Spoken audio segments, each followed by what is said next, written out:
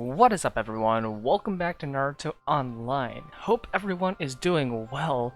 This week has been pretty good for events, and we've gotten quite a few new things as well. So let's go over what exactly we got first. So in the Recharge event, we actually have Tobirama New Year here. And he came out in CN a little while ago. I mean, he was cool. He introduces a new debuff, Flying Thunder Tag, which basically reduces evasion rate to 25%. Overall though, his kit isn't too good. I mean, he has a nice passive, his passive 2, where for every ninja that's affected with Flying Thunder Tag, he gets an extra standard and a little bit of extra initiative.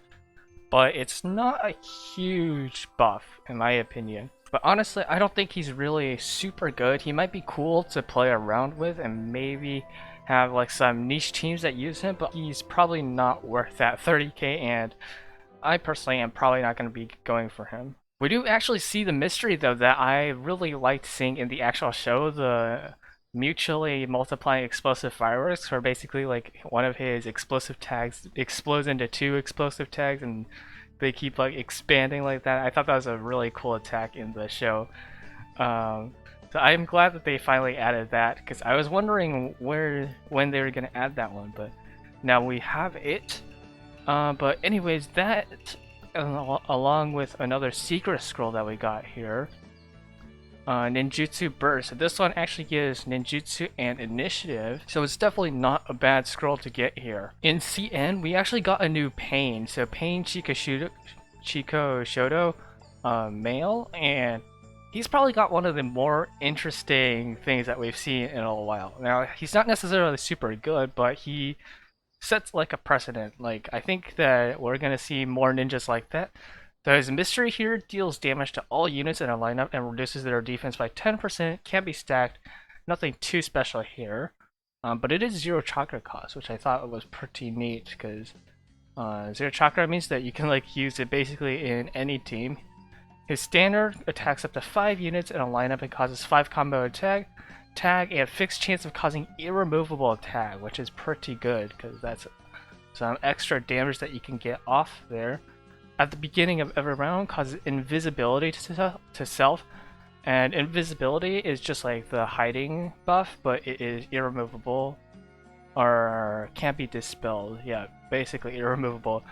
And then also at every even round, chase attacks are unavoidable if you have both the Akatsuki and Rinnegan tag, which is a pretty strict like requirement. So you have to have both of them for your chase attacks to be unavoidable. And then at the odd rounds, any ninjas with Akatsuki tag, when they execute any attack that deals damage, it increases their attack, ninjutsu, defense, and resistance by 3%. So that's affecting all 3 core stats.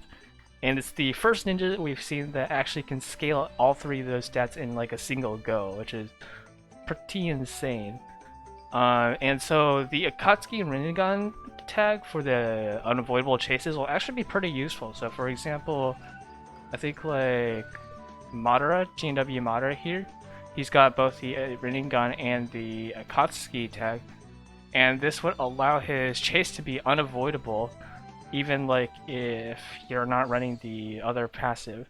Actually, now that I think about it, there's actually not too many ninjas that would benefit from having both the Rinnegan and Akatsuki chase, but who knows, maybe there's some teams that it's actually useful to be in. But other than that, we have his Chase 1, which is chases knockdown, causes knockdown, acupuncture, and suppresses immunity to debuffs for 1 round. That's actually pretty important there.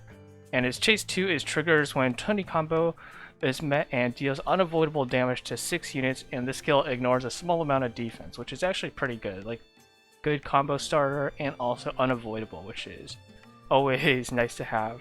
Going into our events for this week, we have quite a few like new things and changes around. So first of all, we got Fuku deals. So Fuku deals, they swapped out the packs. It's a pretty lame pack if you ask me. We got Zabuza Ronin for 30k. I highly don't recommend this unless you really want to get Zabuza Ronin. I would not suggest you get this. So yeah, the Fuku deals this week was pretty bad. Amusement park though, I heard some people talking about Tsunade being in here, so she's like 39k or something in here, but I think to even like go into this shop you have to spend a certain amount of ingots. Yeah, so there's like a prerequisite there. But I mean, I guess you can buy her for 39k or so. And time limited shot, nothing too special. Roni and Sasuke out here. Yeah, nothing too good in here since mainly we're just going for the training potions. I do kind of want to get Hiruzen because Hiruzen is passive too, where he's got the Death Reaper. It's actually been a pretty popular ninja to use recently because you can use him to like kill off, what do you call it, Naruto. Which, speaking of with, I'm actually gonna try. I think the next ninja that I'm gonna try to go for is Obito GNW. So the one who can like suck people off into another dimension for like 1 or 2 rounds. I wanna try him out because I've been getting into a lot of matches where it's just me and the Naruto left, and then we go into like a stalemate. Generally, I lose because I have like the lower power. But what I was thinking was if we like swapped out a Kakazu Akatsuki creation, what we could do is run Kabuto and Obito GNW, and what could happen is if we use 2 mysteries from Naruto, Kabuto would revive, and then he would revive the Obito, and then we could use Obito to basically suck Naruto into another dimension. But I don't know yet. I'm still thinking around or thinking about how to mess around with that team, so we'll see if that actually works there. We also got Sakura's gift in here. Same stuff as usual. I'm just going for Ninja Assist gift packs. Although I guess these, what do you call it? Wonderful Story fragments could also be nice. Did they ever change the rewards in here? I haven't checked. I don't think so. These look still like the same. So we also have Firework Festival. So we got the new, or not, we didn't get a new ninja, but we got like old ninja, Orochimaru Young Adult. I didn't have him yet. I was pretty close, so I already recruited him, but I mean, free ninjas can't complain. We got like 500 power just for recruiting him though, and leveling him up. So free power as well there. In the exchange store, we got Kimono in here. This is the Obito I was talking about, by the way.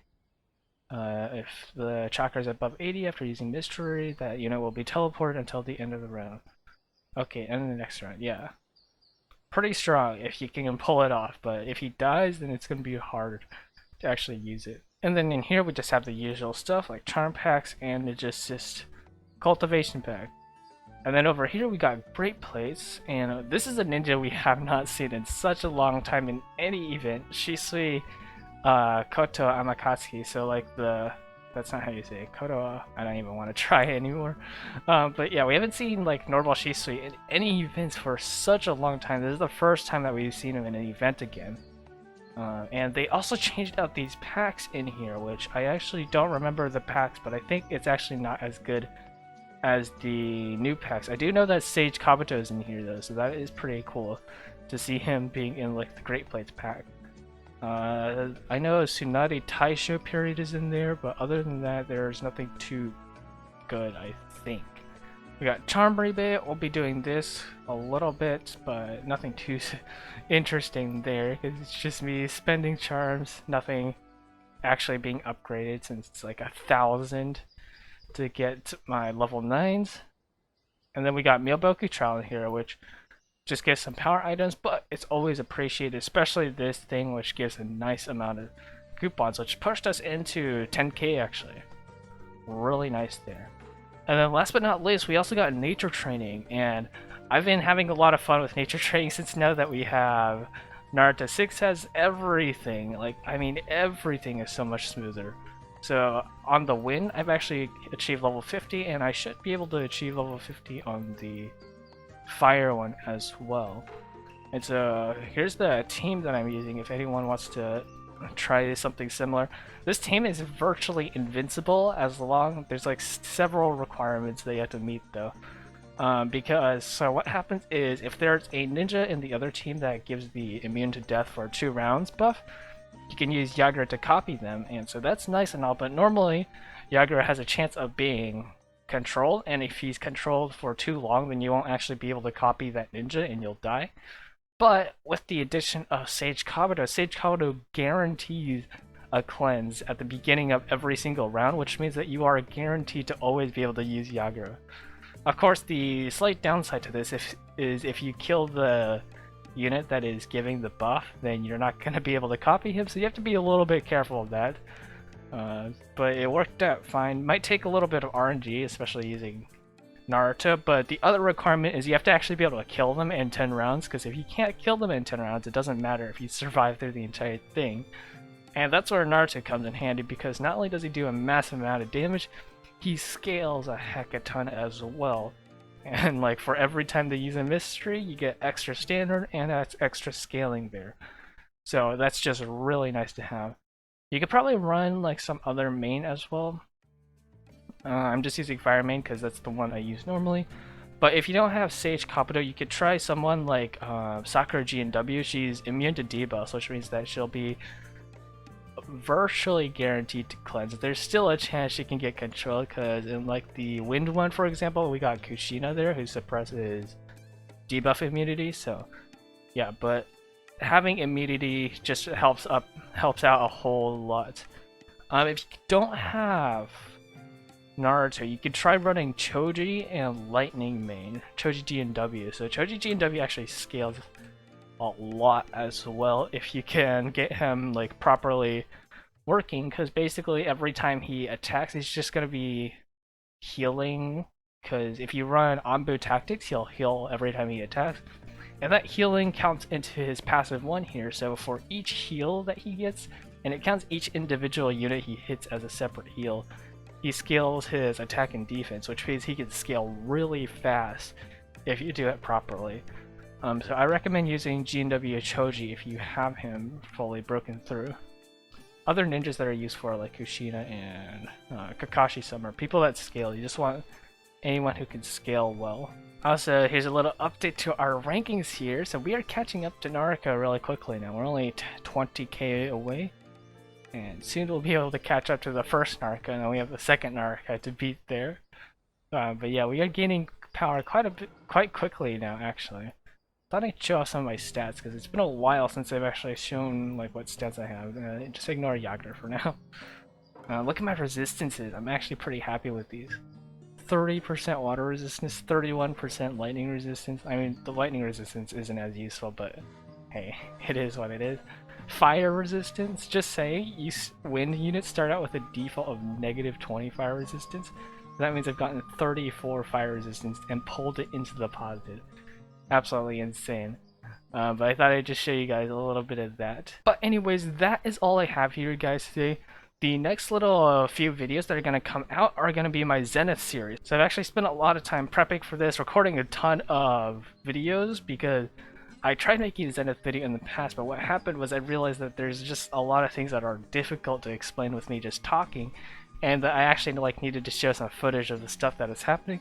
So I did that, and I think we have enough footage to start doing some Zenith videos soon. So yeah, I've had a lot of people ask about that, and I've also wanted to do a Zenith guide myself. So those are the next videos that are going to be coming out soon. If you guys enjoyed though, hit that like and subscribe button. Thank you so much for watching, and I will see you guys next time. Peace out.